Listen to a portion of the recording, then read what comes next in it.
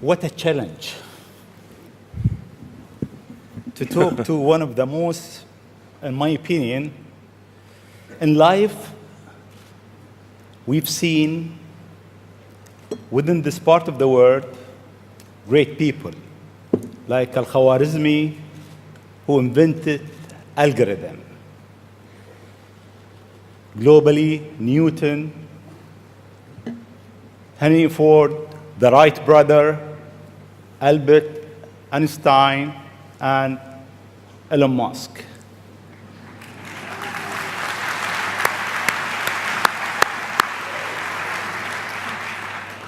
It seems you are in rush.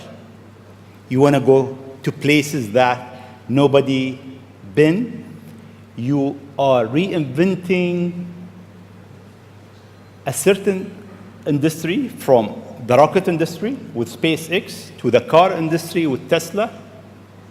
What's your mission in life? Why you do whatever you do? Sure. Well, first of all, thank you for having me. It's an honor to be here, and we're having a really great time with my kids in Dubai. It's really been fantastic. I'd really encourage anyone who hasn't been to visit. What a great city. Thank you. Thank you. And in terms of the motivations, I guess the sort of kind of a long version of the explanation, but essentially, when I was a kid, I was wondering kind of what's the meaning of life, like why are we here, what's it all about, and I came to the conclusion that what really matters is trying to understand the right questions to ask. And the more that we can increase the scope and scale of human consciousness, the better we are able to ask these questions. And so I think that there's certain things that are necessary to ensure that the future is good. And some of those things are, in the long term, having long-term sustainable transport and sustainable energy generation, and to be a spacefaring civilization, and for humanity to be out there among the stars and be a multiplanetary species. I think being a multi-planet species and being out there among the stars is important for the long-term survival of humanity. And that's one reason, kind of like life insurance for life collectively, life as we know it. But then the part that I find personally most motivating is that it creates a sense of adventure, and it makes people excited about the future. If you consider two futures, one where we are forever confined to Earth until eventually something terrible happens, or another future where we are out there on many planets, maybe even going beyond the solar system, I think that second version is incredibly exciting and inspiring, and there need to be reasons to get up in the morning. Life can't just be about solving problems. Otherwise, what's the point? There's got to be things that people find inspiring and make life worth living. So what is life for you? I mean, you look at our life, and I heard you before speaking. Is it a dream? Is it Is life a real? dream? Is it a million D? What is life for Elon Musk? I find as I get older, I find that question to be maybe more and more confusing or troubling or uncertain. I think particularly when you see the advancement of something like video games, like say 40 years ago, you had video games. The most advanced video game would be like Pong, where you had like two rectangles and a dot, and you're like batting it back and forth. I played it. Oh yeah, me too, exactly. I That's played Pong. Exactly, it sort of dates you a little bit, but yeah, we both played the same game. And that was like, wow, that was a pretty fun game at the time. But now you can see a video game that's photorealistic, almost photorealistic, and millions of people playing simultaneously. And you see where things are going with virtual reality. and augmented reality. And if you extrapolate that out into the future with any rate of progress at all, like even 0.1% or something like that a year, then eventually those games will be indistinguishable from reality. They'll be so realistic, you will not be able to tell the difference between that game and the reality as we know it. And then it seems like, well, how do we know that that didn't happen in the past and that we're not in one of those games ourselves? Interesting. Interesting. I mean, could be. Everything is possible in life. I mean, yeah, particularly like things seem to be accelerating to something. Isn't it? I mean, if we look at our life, it seems in the past 100 years, life been accelerating quite fast. Yeah. In the past 20, It's much getting faster. faster and faster. Is it more slow? So my question is really, how life will be in Earth 20, 30, 50 years from now? Our education, our transport. How do you see it? Well, I think this is one of those things that's quite difficult to predict. When you think of, say, the first controlled powered flight was 1903 with the Wright brothers. And then 66 years later, we put the first people on the moon. I mean, if you'd ask people, say in 1900, what are the odds of, man landing on the moon, they would have said that's ridiculous. And if you try to talk to them about the internet, they would not even know what the heck what are you even talking about? Like, this sounds so crazy. But today, with a $100 device, you can video conference with anyone in the world, on the other side of the world. And if you have a Wi-Fi connection, it's basically free. Free to have an instant visual communication with anyone, or even with millions of people. With social media, you can communicate to millions of people simultaneously. You can Google something and ask any question. It's like an oracle of wisdom that you can ask almost any question and get an instant response. It would have been incredibly difficult to predict these things in the past, even the relatively recent past. So I think the one thing that we can be quite certain of is that any predictions we make today for what the future will be like in 50 years will be wrong. That's for sure.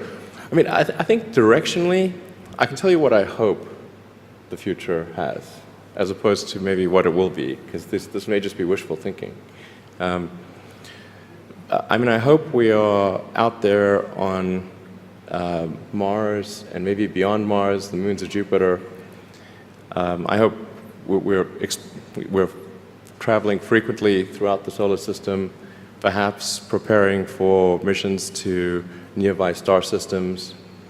I think all of this is possible within 50 years. And I think that would be very exciting to do that. And I think we'll see autonomy and artificial intelligence advance tremendously. I think that's actually quite near term. My guess is in probably 10 years, it will be very unusual for cars to be built that are not fully autonomous. 10 years. 10 years from now. Yeah. I think almost all cars built will be capable of full autonomy in about 10 years. As it is, the Tesla cars that are made today have the sensor system necessary for full autonomy, and we think probably enough compute power to be safer than a person. So it's mostly just a question of developing the software and uploading the software. And if it turns out that that more compute power is needed, we can easily upgrade the computer. And so that's all Tesla's built since October of last year. And other manufacturers will follow and do the same thing. So getting in a car will be like getting in an elevator. You just tell it where you want to go, and it takes you there with extreme levels of safety. And that'll be normal. It'll just be normal. Like for elevators, there used to be elevator operators. You get in, there'd be a guy moving a lever. Now you just get in, you press the button, and that's taken for granted. So autonomy will be widespread. I think one of the most troubling questions is artificial intelligence. And I don't mean narrow AI, like vehicle autonomy I would put in the narrow AI class. It's narrowly trying to achieve a certain function. But deep artificial intelligence, or what is sometimes called artificial general intelligence, where you could have AI that is much smarter than the smartest human on Earth. This, I think, is a dangerous situation. Why it is dangerous? I mean, there is two views. One view is artificial intelligence will help humanity. There is another school of thought is artificial intelligence is a threat to humanity. Why is it? Well, I think it's both. It's like one way to think of it is imagine we were going to be visited. Imagine you're very confident that we were going to be visited by super intelligent aliens in, let's say, 10 years or 20 years at the most. Super intelligent. So you think within 20 years yes, we'll have alien in Earth? Well, digital superintelligence will be like an alien. It will be like an alien. Yeah. But my question is, do you think there is other intelligent life outside the Earth? It seems probable, but I think this is one of the great questions in physics and philosophy, is where are the aliens? Maybe they're among us, I don't know. Some people think I'm an alien. Not true. Not true. But maybe we are alien. Of course I'd say that, maybe wouldn't we I? are alien, Ellen. I mean, if you look at this part of the world, Yeah. they believe that human beings are not from Earth. They came from somewhere else. Eve Maybe. and Adam came from somewhere else to Earth. So in a way, human being alien to this land. Do you think we'll make contact with alien within the next 50 years? Well, that's a really tough one to say. I mean, if there are super intelligent aliens out there, they're probably already observing us. That would seem quite likely, and we just are not smart enough to realize it. But I can do some back-of-the-envelope calculations, and any advanced alien civilization that was at all interested in populating the galaxy, even without exceeding the speed of light, even if you're only moving at, say, 10 or 20% of the speed of light, you could populate the entire galaxy in, let's say, 10 million years. Maybe 20 million years max. This is nothing, in the grand scheme of things. Once you said you want to die on Mars, why? I don't, to be clear, I don't want to die on Mars. It's like, we're all going to die someday. And if you're going to pick some place to die, then why not Mars? Okay. If we're born on Earth, why not die on Mars? Seems like maybe it'd be kind of exciting. But so I think given the choice of dying on Earth or dying on Mars, I'd say, yeah, sure, I'll die on Mars. But it's not some kind of Mars death wish. And if I do die on Mars, I just don't want it to be on impact. Okay. Got it. Yeah.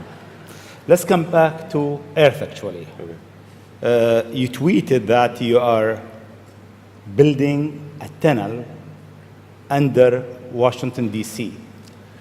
Why? What is it? Well, it's a secret plot. Okay. Just between us. Okay. Nobody heard you? Yeah, exactly. Please keep that secret. Well, I think this is going to sound a little, it seems like somewhat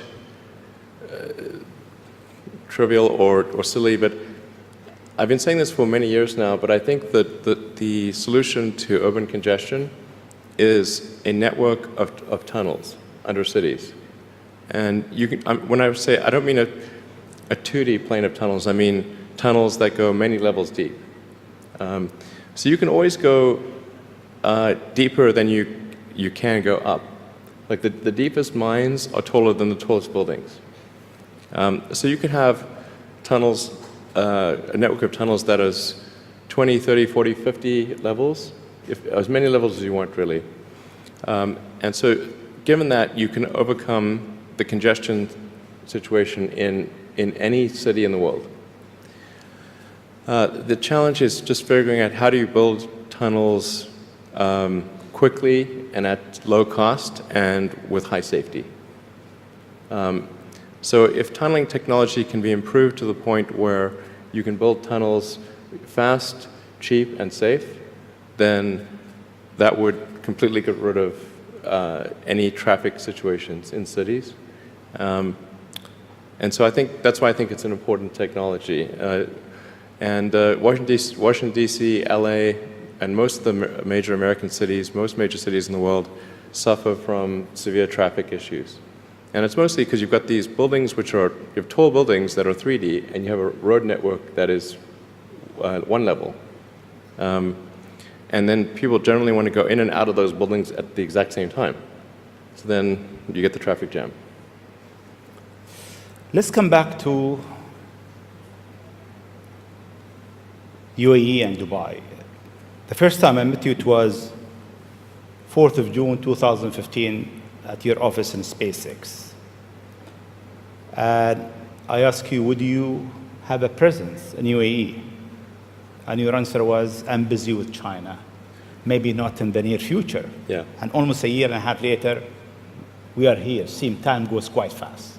Yeah. Why now? Well, I think actually things are going reasonably well in China.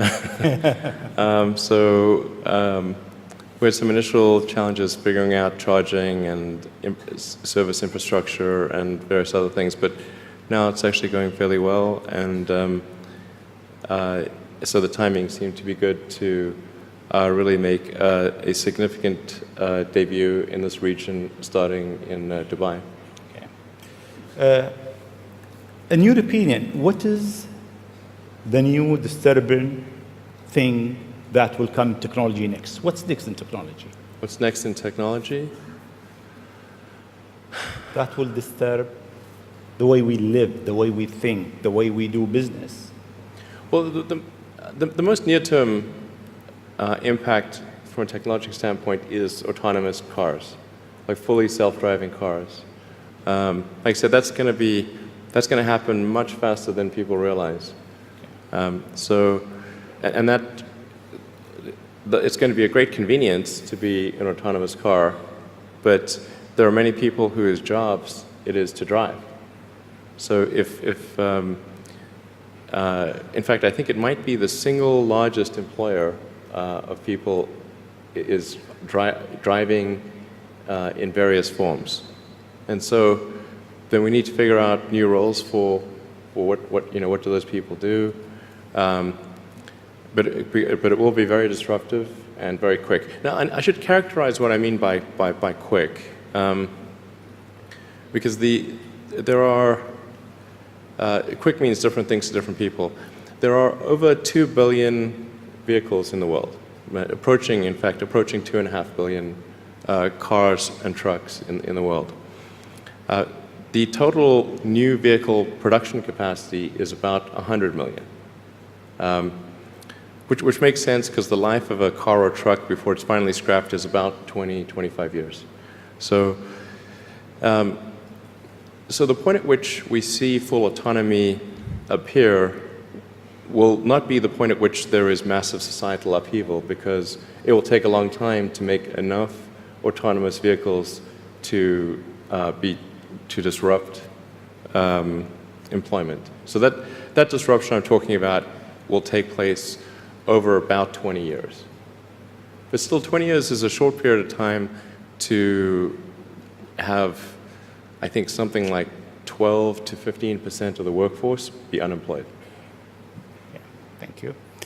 This is the largest global government summit. We have over 139 governments here. If you want to advise government official to be ready for the future, what is three things or three advice you'll give them? Well, I think the first bit of advice would be to really pay close attention to the development of artificial intelligence.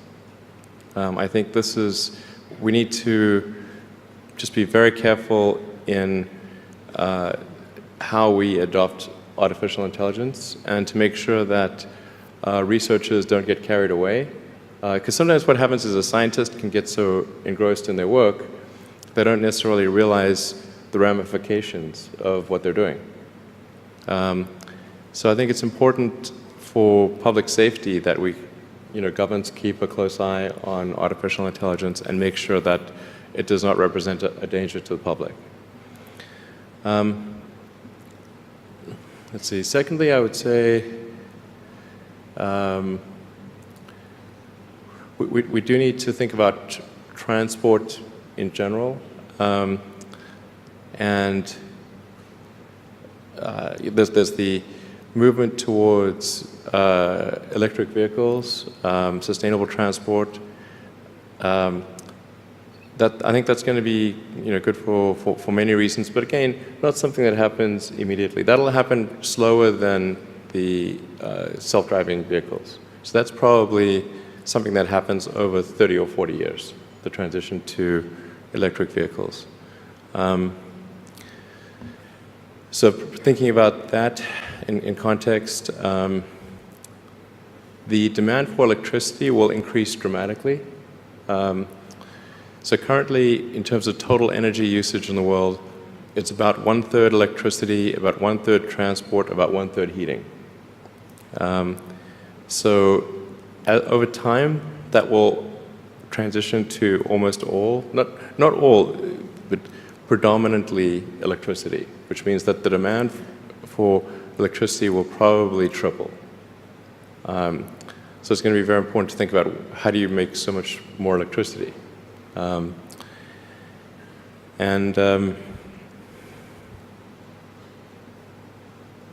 Seem they have an easy job. That's it. There is no more challenges for them. No, well, then I think maybe these things do play into each other a little bit. But what to do about mass unemployment? This is going to be a massive social challenge.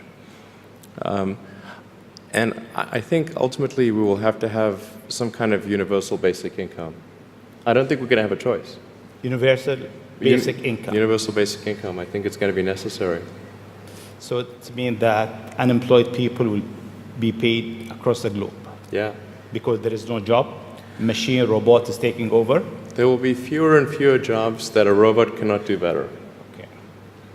That's simply and I want to be clear that these are not things that I wish would happen. These are simply things that I think probably will happen. And if my assessment is correct and they probably will happen, then we need to say, what are we going to do about it? And I think some kind of a universal basic income is going to be necessary. Now, the output of goods and services will be extremely high. So with automation, there will come abundance. There will be almost everything will get very cheap.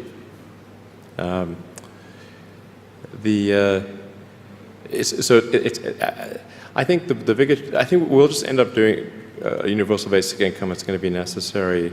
The harder challenge, much harder challenge, is how do people then have meaning? Like a lot of people, they derive their meaning from their employment. So if you don't have, if you're not needed, if there's not a need for your labor, how do you? What's the meaning? Do you have meaning? Do you feel useless? That's a much harder problem to deal with. And then how do we ensure that the future is going to be the future that we want, that we still like? No, I mean, I do think that there's a potential path here which is, and we're really getting into science fiction or create sort of advanced science stuff, but having some sort of merger with biological intelligence and machine intelligence. To some degree, we are already a cyborg. You think of like the digital tools that you have, your phone, your computer, the applications that you have, like the fact that, as I was mentioning earlier, you can ask a question and instantly get an answer from Google or from other things. And so you already have a digital tertiary layer. I say tertiary because you can think of the limbic system, kind of the animal brain or the primal brain, and then the cortex, kind of the thinking, planning part of the brain, and then your digital self as a third layer. So you already have that, and it's like if somebody dies, their digital ghost is still around. All of their emails and the pictures that they posted and their social media, that still lives, even if if they died. So over time, I think we'll probably see a closer merger of biological intelligence and digital intelligence. And it's mostly about the bandwidth, the speed of the connection between your brain and your the digital extension of yourself. Particularly output. And output, if anything, is getting worse. We used to have like keyboards that we'd use a lot. Now we do most of our input through our thumbs on a phone. And that's just very slow. A computer can communicate at 1 trillion bits per second, but your thumb can maybe do, 10 bits per second or 100 if you're being generous.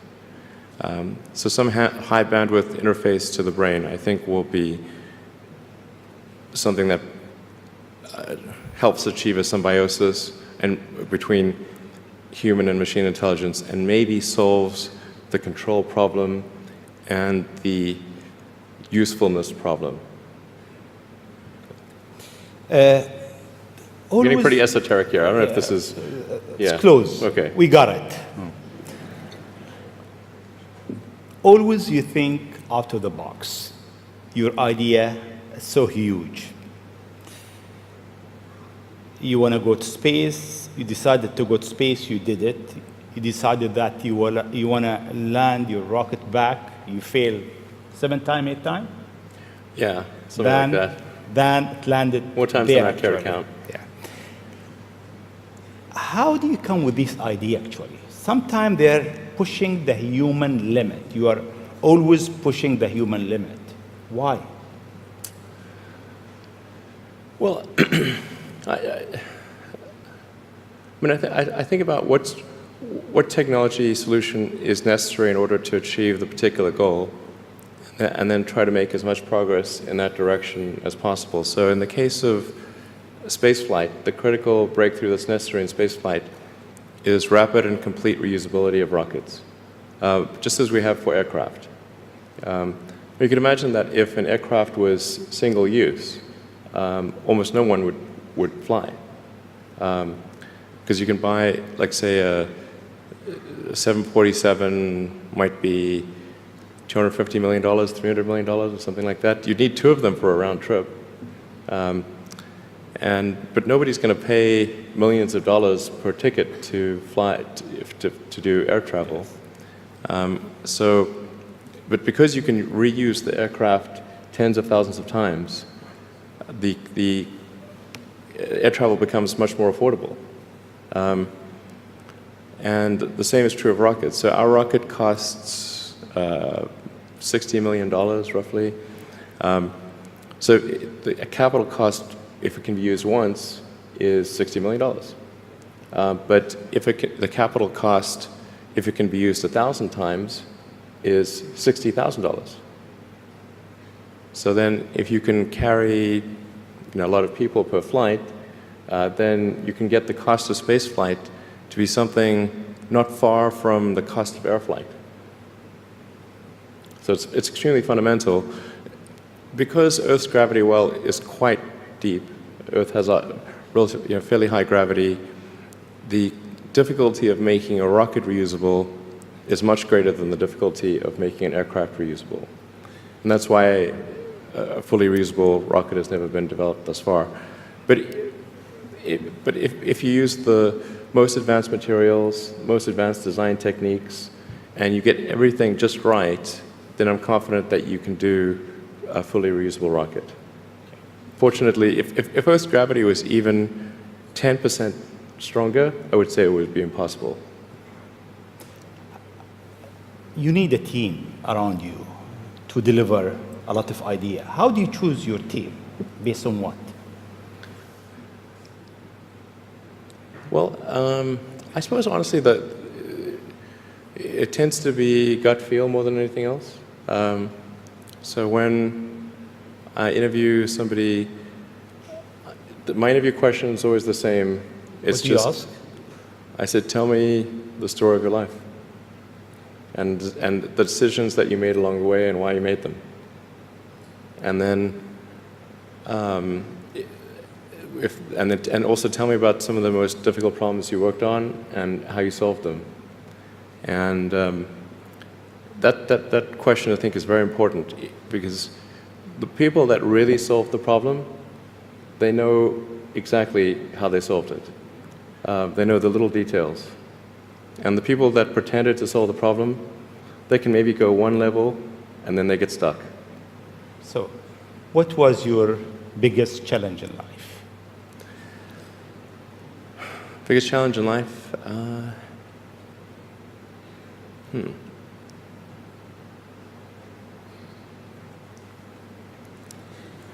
No challenge. Well, no, there's a lot of them. I'm trying to decide which is which is the worst.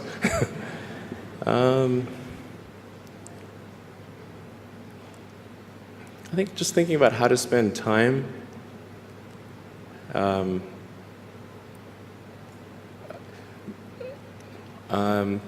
of the biggest challenges, I think, is making sure you have a corrective feedback loop, and then maintaining that corrective feedback loop over time, even when people want to tell you exactly what you want to hear. Okay. That's very difficult. Yes. Time is over. I'll ask you just one last question, Sure. if you allow me. In the World Government Summit, we have so many people from, so many young people actually, from across the globe. If you have an advice to them, young people globally who want to be like Elon Musk, what's your advice to them? I think that probably they shouldn't want to be. You? I think it sounds better than it is. Okay. Yeah, it's not as much fun being me as you'd think. I don't know. You don't think so? No. There's definitely, it could be worse for sure, but it's, I'm not sure I'm not sure I want to be me. Okay. But if, you know, I think advice, I mean, if you want to make progress in things, I think that the best analytical framework for understanding the future is physics. I'd recommend studying the thinking process around physics, like not the equations. I mean, the equations certainly they're helpful, but the way of thinking in physics is it's the best framework for understanding things that are counterintuitive. And you know, always taking the position that you're to some degree wrong, and your goal is to be less wrong over time. One of the biggest mistakes people generally make, and I'm guilty of it too, is wishful thinking. You know, like you want something to be true, even if it isn't true. And so you ignore the things that, you ignore the real truth because of what you want to be true. This is a very difficult trap to avoid. And like I said, certainly one that I find myself in having problems with. But if you just take that approach of you're always to some degree wrong, and your goal is to be less wrong, and solicit critical feedback, particularly from friends. Like friends, particularly friends, if somebody loves you, they want the best for you. They don't want to tell you the bad things. So you have to ask them, and say, really, I really do want to know. and then they'll tell you. Thank you very much. It's been